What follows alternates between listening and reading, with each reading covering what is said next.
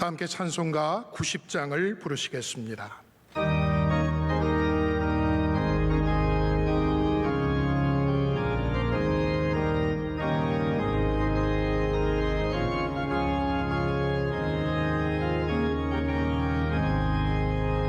주 예수 내가 알기 전 날 먼저 사랑했네.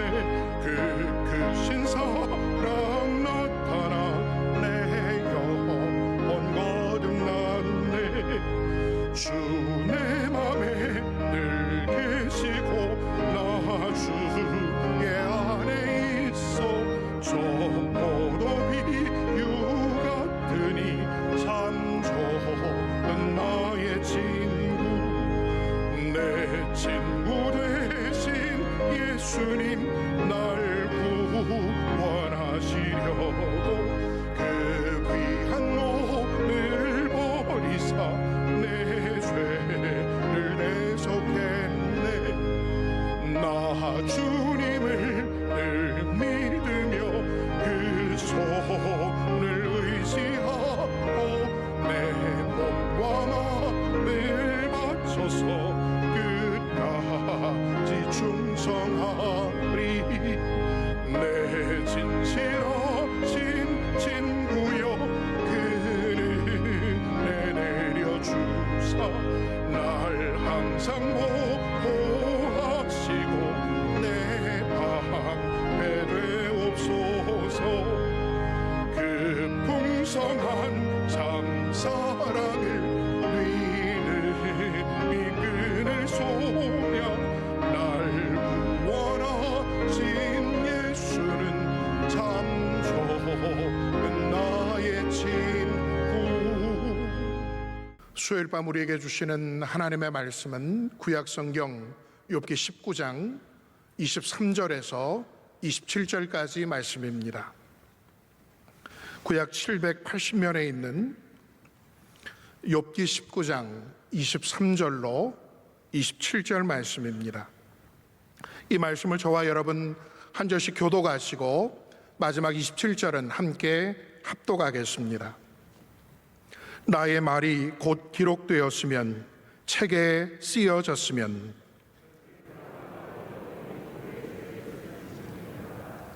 내가 알기에는 나의 대속자가 살아계시니 마침내 그가 땅 위에 서실 것이라.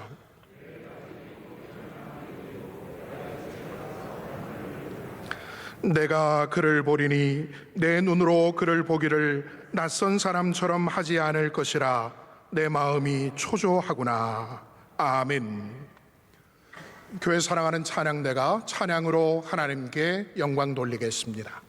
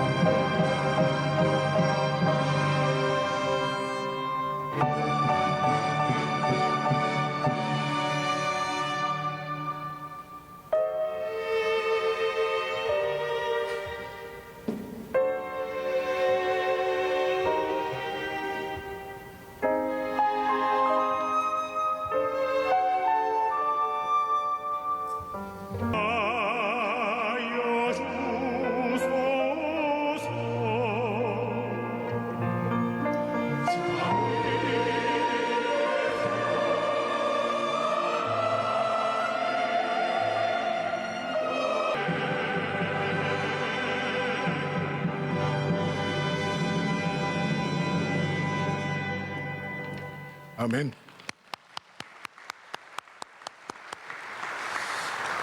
이제 담임 목사님께서 나의 대속자가 살아계시니 제아의 말씀 선포하실 때 큰 은혜의 시간이 될 줄 믿습니다. 네, 모세의 기도 하나님께서 그 찬양 아름답게 받으신 줄로 믿습니다. 오늘 우리 욥기의 말씀 함께 다시 귀를 기울여 보기를 원합니다. 우리 인간을 괴롭게 하는 것들이 좋게 하는 것들도 이건데요, 괴롭게 하는 것들도 이겁니다. 우리는 좋은 말을 들으면 좋습니다. 오늘 목사님 얼굴이 참 좋으세요. 근데 그거는 이제 이중적인 의미가 있죠. 살쪘다는 의미도 있지만 정말 뭐 빛이 좋다는 의미도 있고 뭐 좋아 보인다는 말씀도 있죠. 우리는 누군가가 칭찬해 줄 때 굉장히 기분이 좋습니다.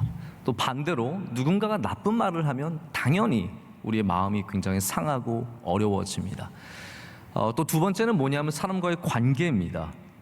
사람들이 우리 가까이 와서 나와 함께하기를 원하고 내 주변에 사람들이 모이면 우린 참 기쁘고 즐겁지만 혼자 된 것 같고 홀로인 것 같고 아무도 내 곁에 오지 않고 나를 멀리하고 특별히 의도적으로 사람들의 계획에 의해서 따돌림을 받으면 우린 굉장히 마음이 상하고 참 어려운 것을 알게 됩니다. 오늘 말씀에 욥이 어려운 이유는 이 두 가지 때문이거든요. 욥이 그것 때문에 이 두 가지를 먼저 얘기하고 그 다음에 너무 가슴이 아프고 힘드니까 또 하나님으로 인해서 이 당하는 자기는 그렇게 생각하잖아요. 하나님이 나를 치셨다. 오늘 내용이 그거거든요. 하나님이 나를 치셨다. 그러나 그 나를 치신 하나님이 나의 대속자가 되신다.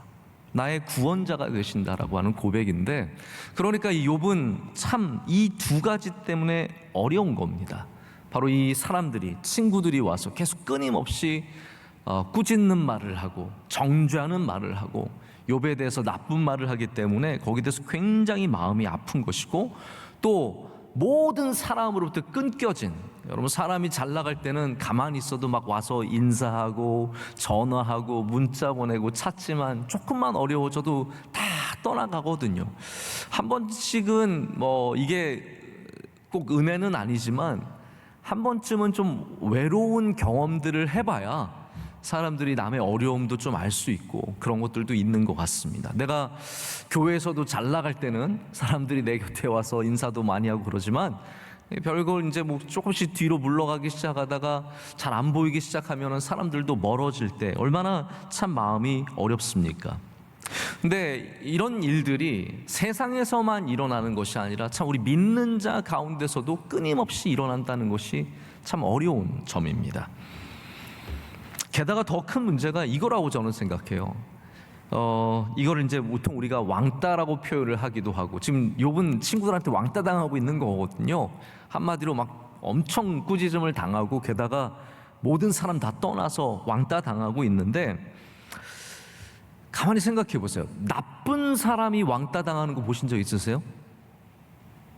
우리 학교에 아이들 갈 때 가장 큰 문제가, 이 시대의 가장 큰 문제가 아이들이 오늘 말씀에도 학대하면서 부끄러운 줄 모른다고 하잖아요. 이 욥의 친구들의 문제가 딱 그거거든요. 욥에게 너무 나쁜 말을 하고 욥을 힘들게 하지만 부끄러운 줄 모른다고 욥이 앞에 얘기를 하고 있거든요. 한번 보세요. 여기 3절을 보시길 바랍니다. 19장 3절을 보면 이런 말씀이 있어요.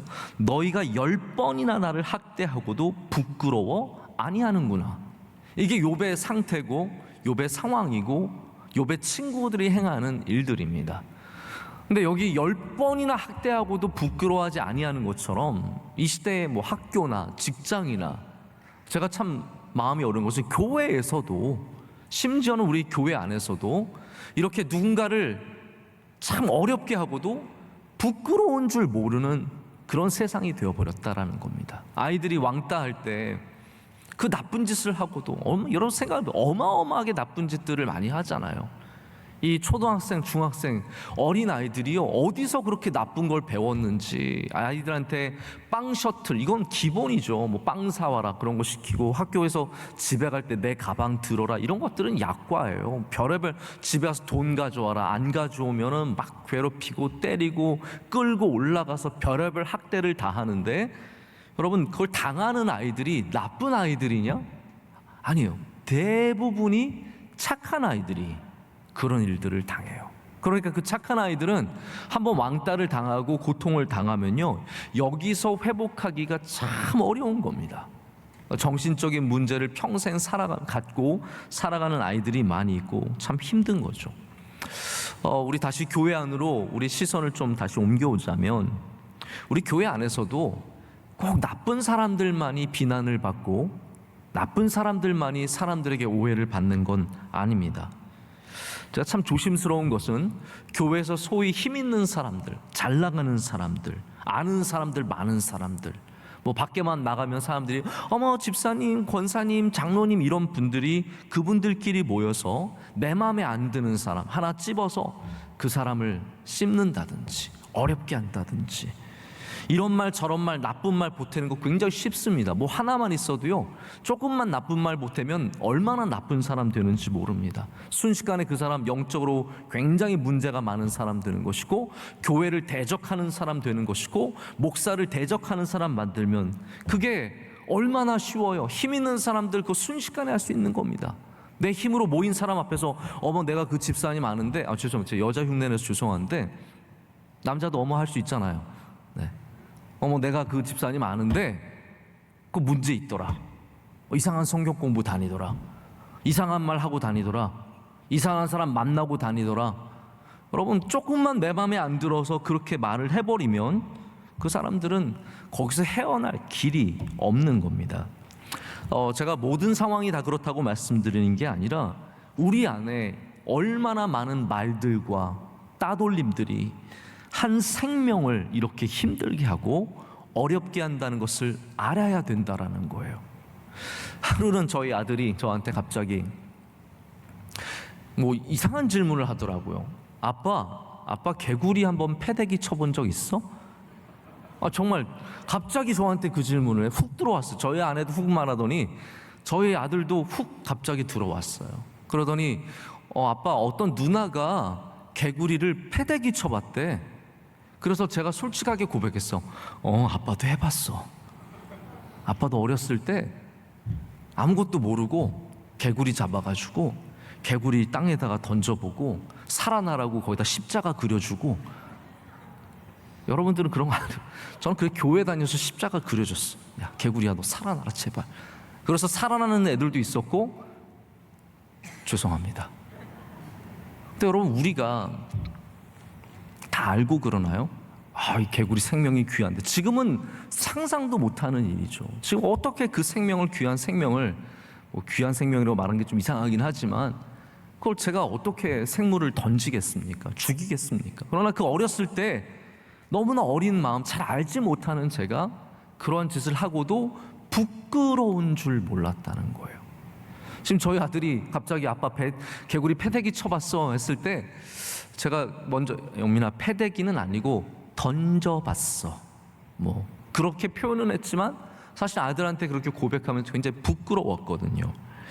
여러분 그리스도인은 부끄러움을 알아야 합니다. 할렐루야. 하나님 앞에서 아담이 부끄러움을 알게 되면서 죄를 알게 된 것처럼 우리도 하나님 앞에서 나의 죄를 알려면 부끄러움을 알아야 합니다. 내가 잘못했구나. 이게 문제가 있구나. 이러면 안 되겠구나. 근데 사람이라는 게 여러분 힘이 있으면 부끄러움을 모르게 됩니다. 자기 자신감이 있고 능력 있고 자기 생각이 너무 뚜렷하면 부끄러운 줄 모르고 그런 일들을 하게 된다라는 거예요. 네이버 지식에 이제 가끔 엉뚱한 질문들도 올라오고 엉뚱한 답도 있는데 이런 질문이 있었어요. 어떤 사람이 올리기를 후안무치와 아나무인은 같은 뜻인가요? 이렇게 올렸어요. 아마 좀 어린 사람이 올린 것 같아요. 그렇죠? 꼭 같은 뜻은 아니지만 비슷한 맥락이 있죠. 후안무치와 아나무인은 같은 뜻인가요? 근데 제가 거기 채택된 답을 보고 혼자서 막 웃었어요. 왜냐하면 이런 답이 올라왔더라고요. 제가 욕은 빼고 말하겠습니다. 후안무치는 재수 없는 사람이란 뜻이고 아나무인은 꼴 보기 싫은 사람이란 뜻입니다.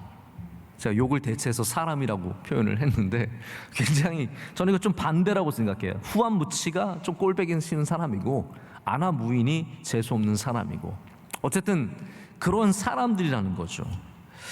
여러분 여기 나오는 욥의 친구들이 바로 아나무인이요 후안무치입니다. 그래서 욥을 괴롭히고도 거기에 대해서 부끄러워하지 않는 10번이나 학대하고도 우리는 뭐 정확한 상황을 다 알 수는 없지만 지금 욥이 뭐라고 말하냐면 너희들은 나를 짓부수고 있다라고 말하면서 10번이나 학대하고도 부끄러워하지 않는다라고 2, 3절에 말하고 있습니다. 사람이 누군가에게 괴로움을 줄 때, 아픔을 줄 때는 정도껏 해야 합니다. 우리말에도 그런 말이 있습니다. 지렁이도 밟으면 꿈틀거린다. 이 정도는 아시죠, 여러분? 당연히 쓰시는 말이잖아요. 쥐도 구석에 몰리면 고양이를 문다라 그래요.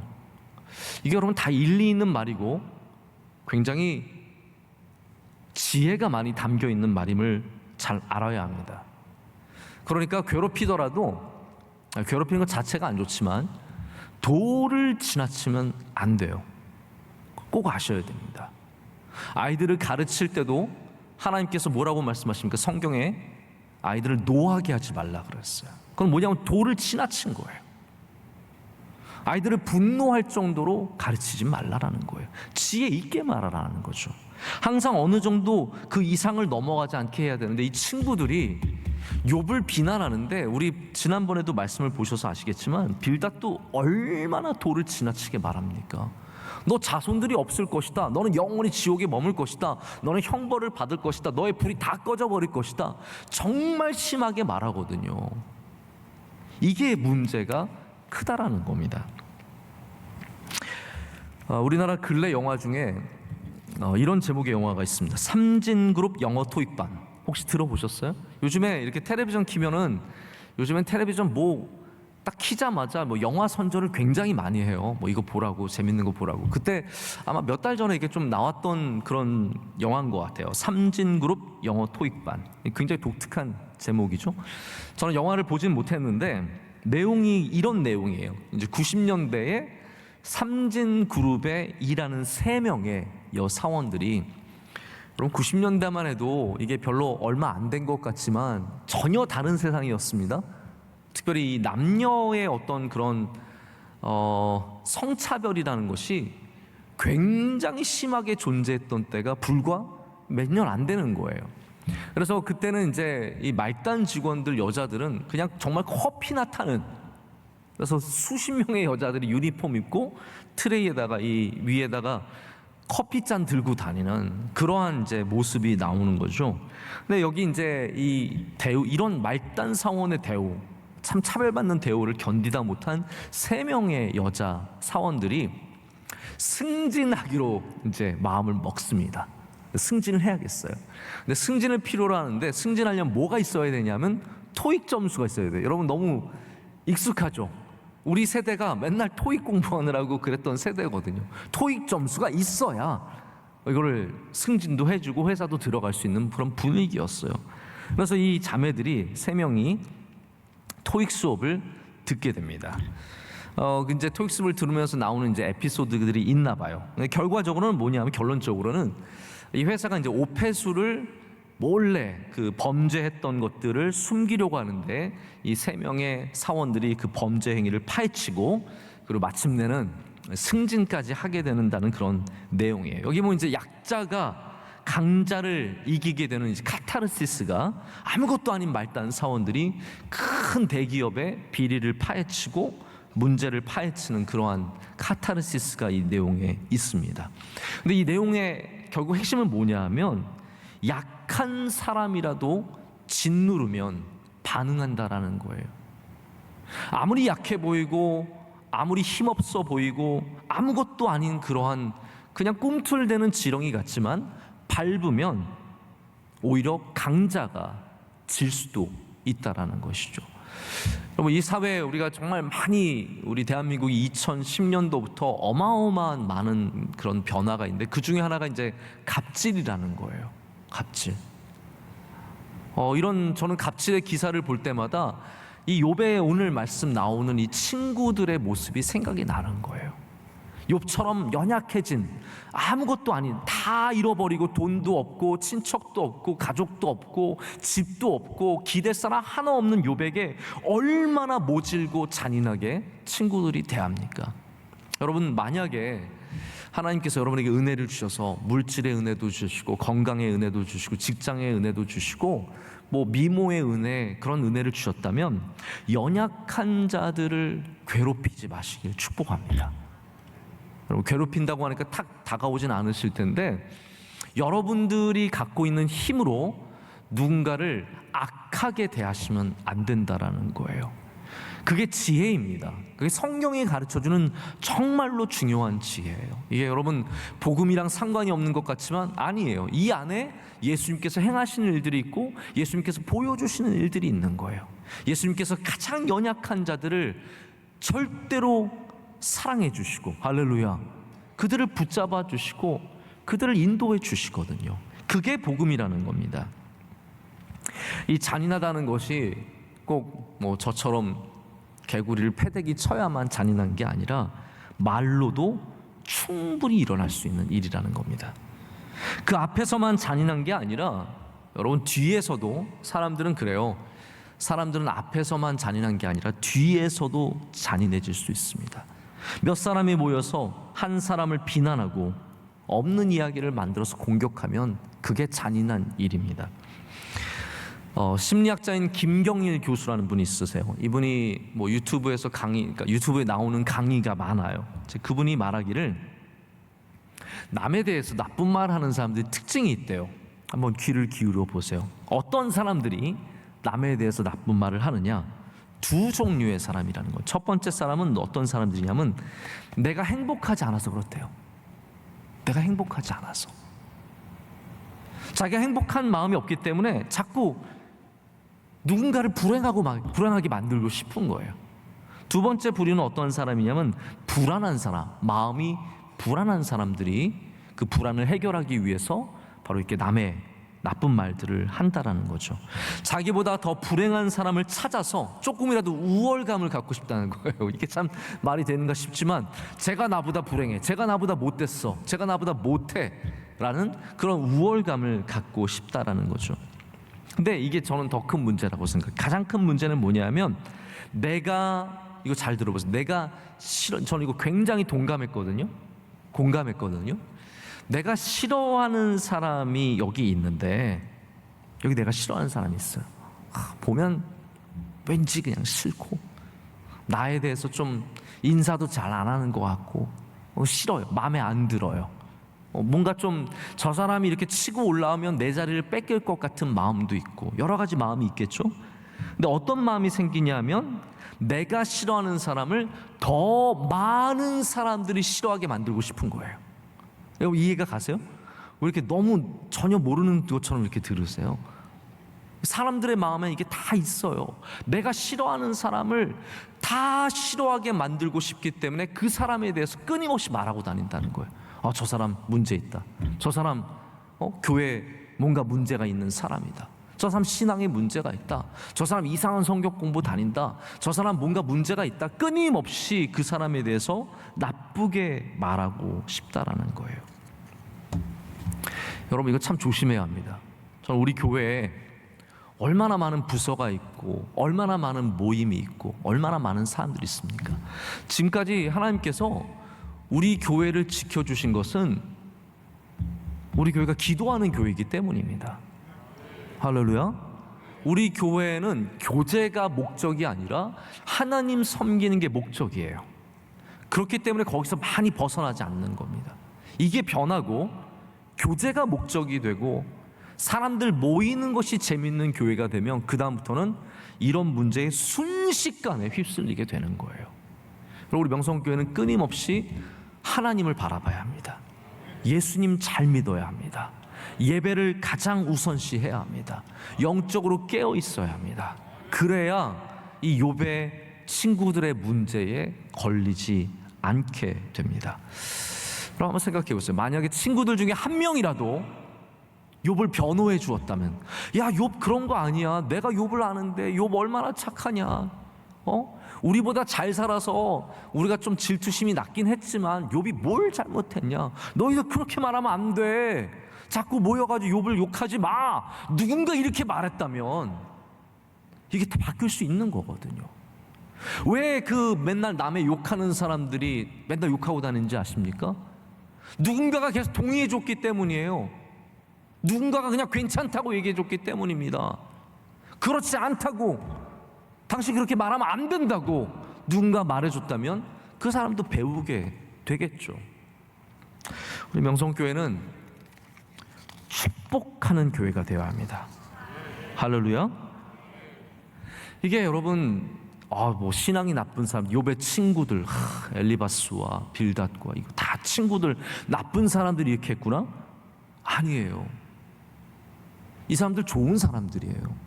보시면 아시겠지만 믿음이 좋은 사람들이에요. 훌륭한 사람들, 도덕적으로도 굉장히 훌륭한 사람들이에요.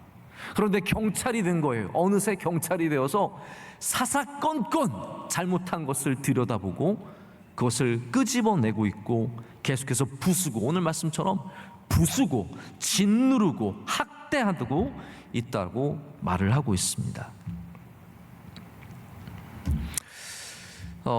이태리에서 목회하시는 한 목사님이, 제가 예전에 그런 얘기를 들었는데,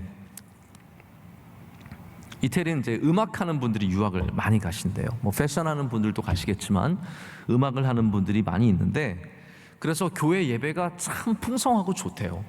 그 생각을 해보세요, 여러분. 이태리에 유학 올 정도면 한국에서도 잘하던 사람들인데 그 사람들이 와서 찬양하고 악기 연주하고 그러면 얼마나 좋겠습니까? 근데 그 목사님이 말씀하시기를 그때는 참 좋은데 서로 경쟁심과 질투심이 너무 많아서 정말 힘들다고 그러시는 거예요.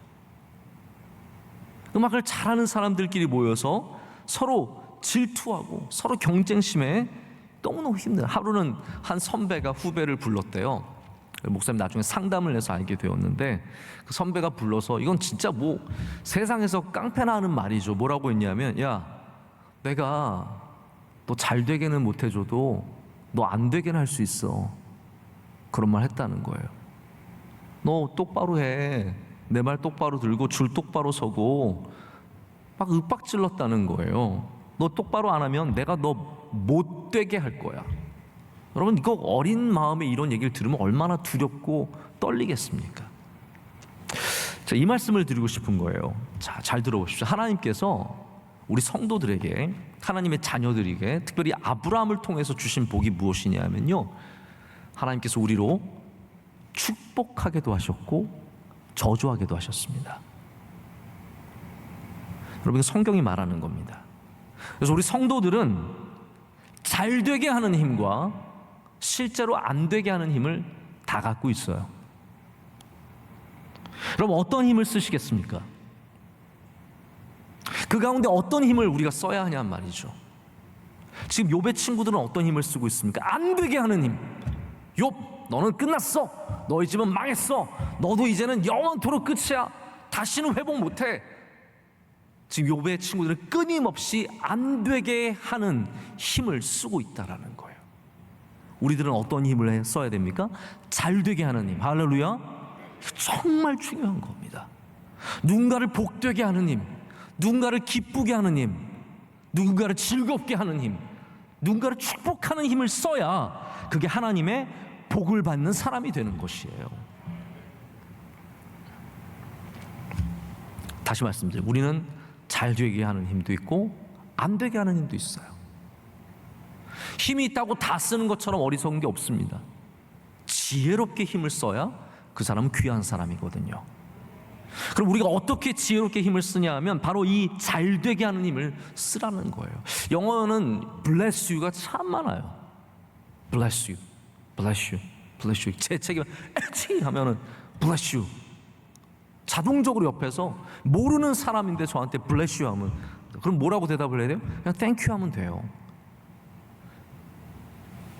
그럼 우리도 우리 교회 안에 축복의 문화가 자리를 잡아야 합니다. 서로 축복하는 것.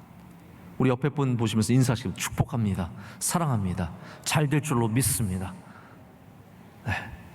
눈도 좀 축복하는 눈빛으로 보세요. 네. 정말 우리가 서로를 축복할 때 이거 여러분 아무것도 아닌 거지만 하나님이 이 안에 역사하신다고 생각해 보십시오. 그럼 우리가 축복할 때 누군가가 잘 되는 거예요.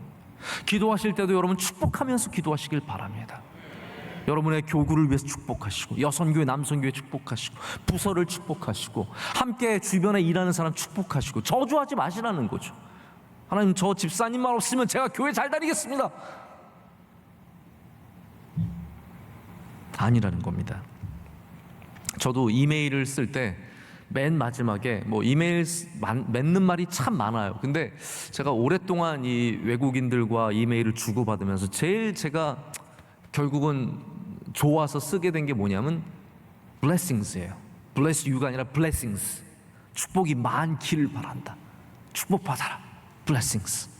모든 우리의 마지막에는 누군가를 축복하는 것이 있어요. 그게 아브라함이라는 겁니다. 그게 우리가 아브라함의 자손이 되는 길이고 복받는 사람이 되는 길이고 복음을 가진 사람들이 되는, 복이 결국 복음이 무엇입니까? 복된 소식을 전하는 거잖아요. 우리가 복된 소식을 전하는 만큼 누군가에게 복을 주는 사람이 되어야 된다는 것이죠. 그래서 성경적인 복은요, 저 사람이 복을 받아야 나도 같이 복을 받는 거예요. 할렐루야. 저희가 너무 귀한 것이기 때문에 자꾸 제가 강조를 하는 겁니다. 다 아시고 계시죠?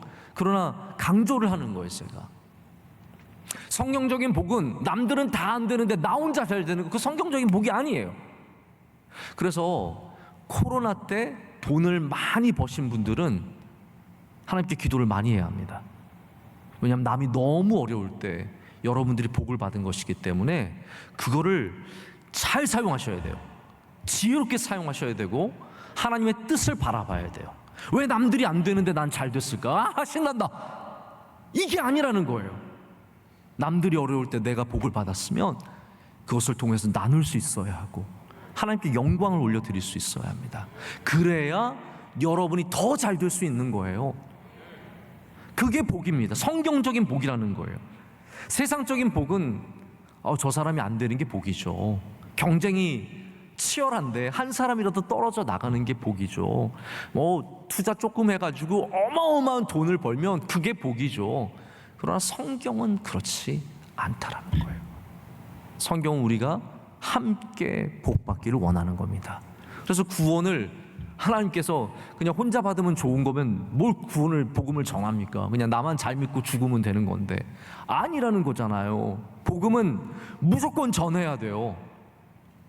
복음은 무조건 나눠야 하고 그 귀한 것을 나눌 수 있는 것처럼 우리가 누군가를 축복할 때 하나님께서 여러분을 기뻐 받으시고 은혜를 더하여 주실 줄로 믿습니다. 이 첫 번째가 말의 어려움이라는 것을 제가 지금까지 쭉 말씀을 드렸고요. 두 번째는 사람을 괴롭게 하는 두 번째 요소는 단절입니다. 끊겨지는 것. 모든 것으로부터 끊겨지는 것. 이게 이제 요즘 말로는 왕따죠. 그게 오늘 본문 말씀 19장 13절에서 22절. 우리 읽진 않았지만 13절에서 22절까지 굉장히 상세하게 묘사되고 있어요. 여러분께서 한번 집에 가셔서 19장을 다시 한번 쭉 읽어보시면 제가 오늘 드린 말씀을 전체적으로 잘 이해하시게 될 겁니다. 우리 인간은 원래부터 관계적인 존재입니다. 하나님께서 그렇게 디자인을 하셨습니다. 하나님은 그런 사람의 속성을 만드셔서 우리를 관계의 존재로 만드셨기 때문에 지금도 우리와 끊임없이 교제하시기를 원하시고 교제가 가장 중요한 신앙의 한 부분입니다. 그래서 신앙은 내가 얼마만큼 알고 있느냐의 문제가 아니라 얼마만큼 주님 가까이 있느냐의 문제입니다. 이게 바뀌게 되면 아는 것으로 신앙을 다 대체하려고 하죠. 아닙니다. 그래서 성경을 아무리 많이 알고 있어도 기도하는 사람이 훨씬 더 귀합니다. 그래서 성경을 알아도 지식적으로 알지 마시고 하나님을 사랑해서 아시길 축복합니다. 그게 참 귀한 거예요. 다릅니다. 그래서 성경을 많이 아시는 분들은 잘못 알게 되면 그걸로 뭐 이단이 되기도 하지만 남을 공격하고 비판하고 자꾸 남을 걸려 넘어뜨리게 하려는 도구로만 사용을 합니다.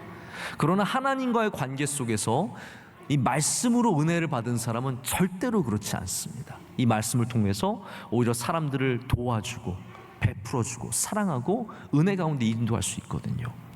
하나님 우리와 교제하기를 원하십니다. 근데 사람과 하나님과의 차이점은 뭐냐면 어려울 때 사람들은 떠나지만 하나님은 우리와 영원토록 함께 하신다는 거죠. 그게 차이입니다. 그래서 다 떠났어요. 오늘 욥의 말을 이해하면 친척도 떠나고 자식도 나를 싫어하고 미워하고 멀리하고 아내도 내 숨 쉬는 것조차 싫어하고 다 떠났어요. 모두 다 끊어졌는데 나중에 뭐라고 고백을 합니까? 나에게는 대속자가 있다라는 거예요. 내가 그분을 만나게 될 것이다. 왜냐하면 그분은 살아계셔서 나를 버리지 아니하시기 때문입니다. 자, 오늘 새벽에도 다윗의 시편을 통해서 은혜를 나눴는데, 다윗이 가장 원했고 반대로 말하자면 가장 두려워했다는 말이거든요. 백발이 되었을 때, 백발이란 말이 유대 사회에서 어떤 의미였겠습니까? 힘이 빠지고 능력이 없어지고 그의 존재의 가치가 떨어지는 그때에 다윗이 원했던 것은 하나님이여 나를 버리지 마소서였어요. 이게 그의 두려움입니다. 내가 힘이 빠졌을 때, 내가 연약해졌을 때, 내가 아무것도 아닌 것이 되었을 때 하나님 나를 떠나지 말아달라는 거예요. 사람들은 떠나가고 좀 덜 찾아오겠죠. 여러분 계속 많이 찾아오는 거 원하세요? 좀 덜 찾아오겠죠. 백발이 되면은 좀 시간이 남겠죠. 그러나 우리가 정말로 바라는 것은 무엇입니까? 하나님과 내가 함께 한다면 그 시간들이 복될 수 있다라는 거죠. 나를 버리지 말아달라고 얘기를 하는 겁니다. 한 연구에 의하면 직장인들의 스트레스, 여기도 이제 직장인들이 많이 계시는데 직장인들의 스트레스의 주범이 일과 사람이래요. 자, 그러면 일과 사람 중에 어느 게 더 스트레스가 될까요? 이 조사에 의하면 일로 스트레스 받는 비율은 30%라고 합니다. 정확하게는 뭐 28.7%인가 그래요. 그러면 나머지는 뭐냐? 인간관계. 이게 70%가 넘을 정도로 어마어마하게 큰 것이 이게 사람의 큰 스트레스가 된다라는 거예요. 저도 솔직하게 말씀드려서 제가 정말 하나님 앞에서 정직하게 말씀을 드리는데 저는 명성교회에서 인간관계로 스트레스 안 받습니다. 놀랍지 않습니까? 왜 안 믿으세요? 믿으시면 아멘 하시기 바랍니다. 정말입니다.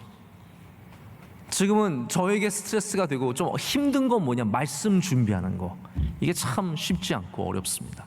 근데 제가 분명히 알아요. 만약에 인간관계에 문제가 생기면 저는 말씀 준비하는 것보다 사람과의 관계가 훨씬 더 힘들어질 것을 분명하게 알고 있습니다.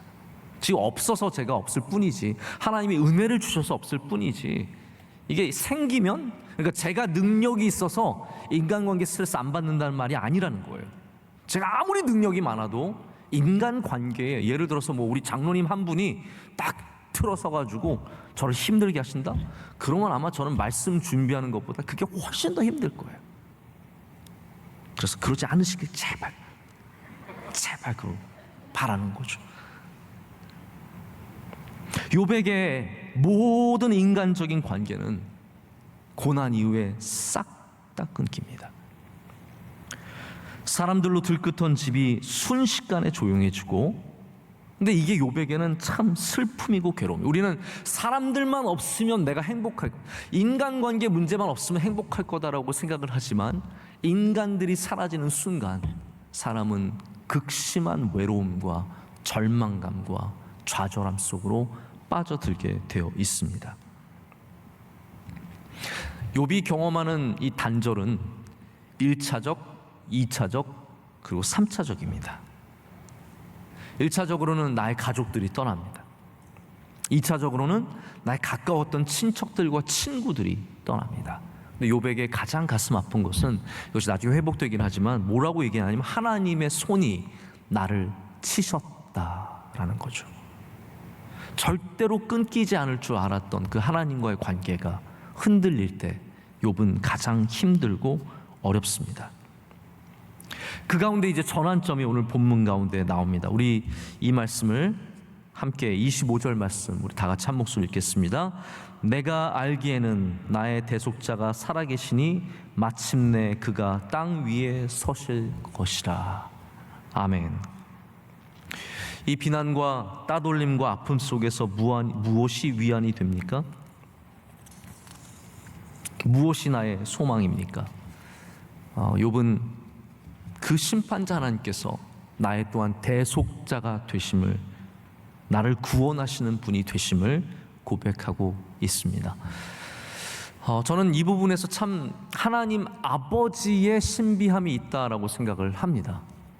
하나님 아버지는 우리를 징계하시는, 우리를 사랑하시는, 사랑하지 않으면 어떻게 징계함이 있겠냐라고 말씀하지 않습니까? 하나님은 우리를 사랑하셔서 징계하시는 하나님이신데, 바로 그 하나님께서, 나를 징계하시는 그 하나님께서 사실은 나를 가장 사랑하시고 나를 구원하시고 나에게 은혜 주시기를 원하시는 또 그 같은 하나님이시라는 거죠. 그래서 욥기는 나를 치시는 분이 하나님이심을 얘기하지만 동시에 나를 구원하실 분도 하나님밖에 없다라는 것을 말하고 있는 겁니다. 그래서 제가 오늘 욥기의 말씀은 제가 한 장씩, 혹은 이제 그 반론이 길어지면 뭐 2장씩도 다루고 있지만, 그래서 본문을 정해도 그 본문만 말씀을 드릴 수는 없어요. 이 전체적인 맥락을 다 말씀을 드려야 마침내 이 본문의 결론까지 오게 되는 거죠. 이 말씀은, 오늘 읽은 우리 말씀은 욥의 결론입니다. 욥기가 빌닷에게 하는 반론의 결론이면서 이 대속자, 그래서 이게 메시아에 대한 말씀이기도 해요. 그래서 핸델의 메시아에도 이 말씀이 그대로 들어있는 겁니다. 우리 다시 한번 따라하겠습니다. 나의 대속자가 살아계시니. 그렇습니다. 이거를 여러분 분명하게 믿으셔야 합니다. 나의 대속자가 살아계십니다. 욥은 참 너무 억울했기 때문에 이거를 영원토록 사람들이 알아주기를 원했어요. 그래서 뭐라고 말하냐면, 오늘 본문에, 우리가 읽은 본문에 보면은 철필과 납으로 영원히 돌에 새겨졌으면 좋겠다라고 말합니다. 지금도 이스라엘의 유적이 많은 이유가 무엇이냐면요, 돌 문화예요. 뭐 다 아시겠지만 이스라엘은 돌 문화예요. 그러니까 당연히 유적이 많을 수밖에 없어요. 우리처럼 나무가 많으면 나무 문화 아무것도 안 남아요. 다 썩어서 없어지고 불타서 없어지고, 남은 것들이 얼마나 귀한지 모릅니다. 그래서 우상도요, 바알은 가끔 발견이 됩니다. 바알은 이 토기로 만들거든요. 뭐 거창하지도 않아요. 정말 뭐 돈 있고 능력 있는 사람들이 뭐 철이나 혹은 쇠를 녹여서 만들고, 청동을 녹여서 만들고, 아니면 금을 녹여서 만들지, 대부분 토기인데, 토기는 어쨌든 살아남아요. 여러분, 이스라엘 토기가 의외로 굉장히 단단합니다. 그래서 웬만하면 잘 깨지지 않아요. 아세라는 나무 목상이에요. 여러분, 이건 꼭 기본적으로 아시면 됩니다. 우상 중에서 바알은 토기고 아세라는 나무예요. 그래서 아세라 상은 거의 안 남습니다. 몇천 년 된 나무가 어떻게 남을 수 있어요? 다 사라지는 거죠. 그래서 이스라엘의 유물이 많은 것은 돌문화이기 때문이에요. 제가 한 가지 흥미로운 거 얘기해 드릴까요, 말까요? 시간 없는데 그냥 그만둘까요? 네, 요거만 제가 잠깐만 얘기를 드릴게요. 제가 지난번에 이스라엘에 갔을 때 처음 가본 곳이 뭐였냐면 다윗성이었어요. 다윗성은 예루살렘 성 밖에 있습니다. 그러니까 이게 원래 예루살렘이에요. 다윗이 처음으로 여부스 족에게서 이 땅을 다시 빼앗고 나서 들어간 곳이 여기예요. 이걸 우리가 어떻게 할 수 있냐면, 다 글자가 남아있기 때문이에요. 철필로, 납으로 다 글씨를 새겨놓은 거예요. 여기가 다윗의 궁정이다, 여기가 누구의 집이다, 다 그런 기록들이 있어요. 근데 제가 그걸 보면서 제가 다윗이 이해가 갔어요. 왜냐하면 우리가 생각하는 집들은 뭐 아무리 높고 뭐 그래도 별 차이가 없는데, 다윗성은요, 절벽 같은 곳에 집들이 쫙 내려가 있습니다. 그래서 기온샘까지 내려가서 그 기온샘으로 몰래 가서 정탐을 하기도 하고 적군으로부터 지키기도 하는 요새와 같은 곳이거든요. 그래서 다윗 궁정에 이렇게 딱 서잖아요. 밧세바 집이 너무 잘 보여요. 여러분, 그걸 아셔야 돼요. 다윗이 몰래 막 이렇게 밧세바를 본 게 절대로 아닙니다. 그냥 서면 너무 쉽게 보여요.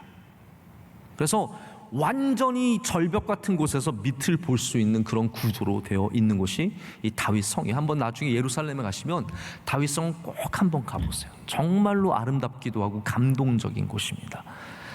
이 돌문화기 때문에 모든 기록들이 남아있고, 관에도, 이 관도 여러분, 우리는 나무관이지만 여긴 돌관이잖아요. 다 돌이에요. 다 돌.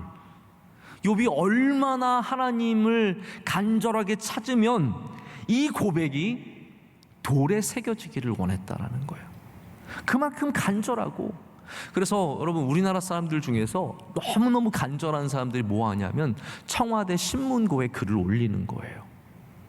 고충란이라 그러나요? 뭐 그런 거 있죠.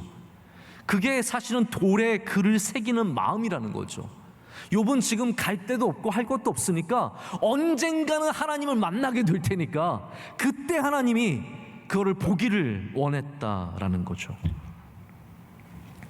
억울함과 답답함, 이거 하나님 만나면 다 풀리는 거거든요. 할렐루야. 그게 기록되어서 사라지지 않기를 원하는, 언젠간 내가 하나님 만날 텐데 그때 그 돌판을 들고 보여드리고 싶은 거예요. 하나님, 제가 이렇게 힘들었어요. 너무너무 어려웠어요. 여러분, 우리가 아무리 억울하고 답답한 일이 있어도 하나님을 만나면 풀립니다. 이게 우리가 하나님을 기다리는 이유입니다.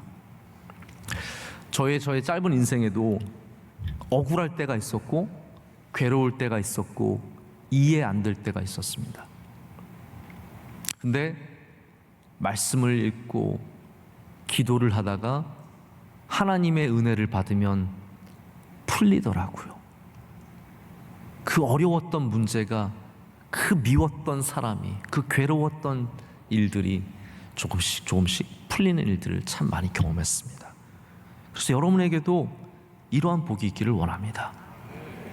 나의 대속자가 살아계십니다. 그리고 그 대속자를 만날 때 우리는 우리의 모든 답답함과 억울함에 풀리는 은혜를 받게 될 줄로 믿습니다. 자, 좀 시간이 많이 갔기 때문에 말씀을 정리하고 맺도록 하겠습니다. 제가 오늘 이 말씀 가운데 마지막으로 여러분께 나누고 싶은 이야기는 25절의 후반부 말씀입니다. 대속자가 살아계신데 뭐라고 얘기합니까? 마침내 그가 땅 위에 서실 것이라 라고 말하고 있습니다. 자, 저를 보시죠. 우리의 대속자가 계시는데 우리는 그 대속자를 어디에서 만납니까? 자, 이런 상황이라면 우린 당연히 죽어서 하늘 가서 만날 것 같잖아요. 나의 대속자가 살아계신데 그가 하늘에 계실 것이다. 그게 사실은 맞는 문장의 흐름이에요. 그런데 욥은 뭐라고 말하냐면 그가 땅에 서실 것이라. 할렐루야. 이게 무슨 말입니까? 좀 더 우리가 알레고리컬하게 말하자면 이 땅에 오시는 예수 그리스도를 말하죠. 우리 대속자 예수 그리스도께서는, 우리 구원자 예수 그리스도께서 이 땅에 오시기 때문입니다. 또한 하나님께서 하늘에서만 우리의 삶의 문제를 해결해 주시는 것이 아니라 하나님께서 이 땅에서도 우리의 문제를 해결하신다는 뜻이에요. 저는 그래서 이 말씀이 너무 좋더라고요. 그냥 대속자를 만날 것이다가 아니라 그가 이 땅에 서실 것이라. 그가 내 삶에 오실 것이라. 그가 내 가정에 오실 것이라. 그가 내 기업에 오실 것이라. 그가 우리 교회에 오실 것이라. 그래서 하나님이 하늘에서만 우리를 만나시는 것이 아니라 우리의 삶 가운데로 대속자로 오시고 이 내 자리로 오신다는 말씀이에요. 그래서 우리 대속자 하나님은 저기 멀리 앉아서 그냥 우리를 바라보면서 그냥 이렇게 되라 이렇게 저렇게 되라라고 하시는 분이 아니라 이 땅 가운데 오셔서 나의 자리로 오시는 분이시라는 겁니다. 오늘 우리가 다시 붙잡아야 하는 믿음이 무엇이겠습니까? 우리 삶의 수많은 말과 관계의 어려움들, 오해와 질투와 수많은 상처들, 그런 것 속에서 우리가 바라봐야 할 분은 예수 그리스도밖에 없습니다. 그가 살아계십니다. 그가 살아계십니다. 그리고 그는, 예수님은 이 땅에 우리 가운데로 오셔서 우리를 돌봐주시고 인도해 주시고 이 모든 어려움 속에서 우리를 구원해 주실 줄로 믿습니다. 함께 찬송하고 찬양하고 기도하도록 하겠습니다.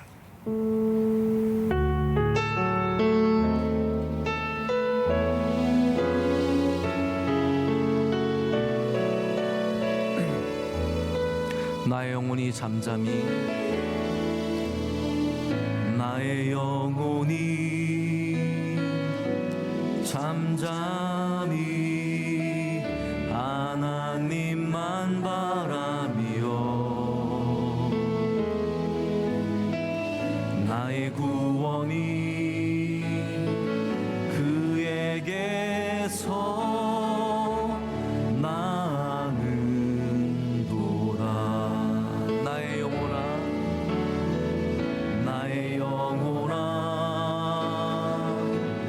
잠잠히 하나님만 바라라. 나의 소망이 저에게서 나는도다. 오직 주만이 나의 반석, 나의 구원이시니. 오직 주만이 나의 산성, 내가 요동치 아니. 오직 주만이 나의 반석, 나의 구원이시니.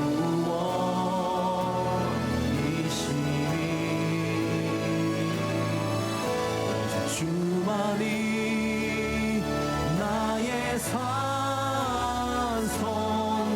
내가 요동치 아니하리. 나의 구원, 나의 영광, 나의 구원, 나의 영광, 하나님께 있으니. 내 힘의 반석과 피난처 되시네, 피난처 되시네. 오직 주만이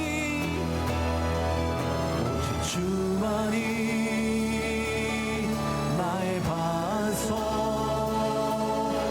나의 구원이시니.